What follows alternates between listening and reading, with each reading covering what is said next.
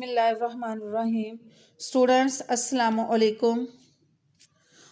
Hope so all of you will be safe and sound by the grace of Allah Almighty. Welcome to all in your online class of Pak Studies. Students, open your books, page number 19. So we will start our today's lecture.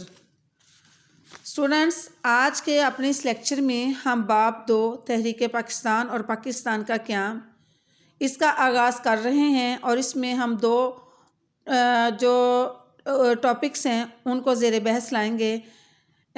پہلا ہے تحریک پاکستان کا پس منظر اور دوسرا تحریک علی گڑھ اور سر سید احمد خان. پہلے ہم تحریک پاکستان کا پس منظر اس کو دیکھیں گے. اسٹوڈنٹس، برصغیر جنوبی ایشیا میں مسلمانوں کی آمد کا سلسلہ 712 میں محمد بن قاسم کی فتح سندھ سے ہوا. محمد بن قاسم ایک عرب نوجوان سپہ سالار تھا.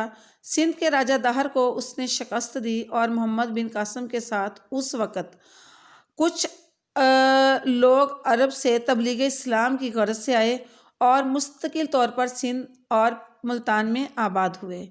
محمد بن قاسم اور اس کے ساتھیوں کے حسن سلوک اور انصاف نے سندھ کے مقامی لوگوں کو بہت متاثر کیا اور سندھ میں اسلام کی تبلیغ ہونے لگی اور سندھ میں اسلام ایک بڑے مذہب کے طور پر ابھرنا شروع ہوا.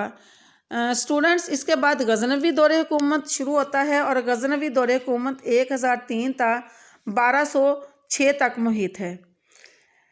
قطب الدین ایبک نے 1206 میں غزنوی دور حکومت کے بعد دہلی میں سلطنت دہلی کی بنیاد رکھی، اور سلطنت دہلی کا جو دور ہے وہ 1206 تا 1226 تک محیط ہے. سلطنت دہلی میں خاندان غلامہ، خاندان خلجی، خاندان تغلق، سادات اور لودھی خاندان نے حکومت کی.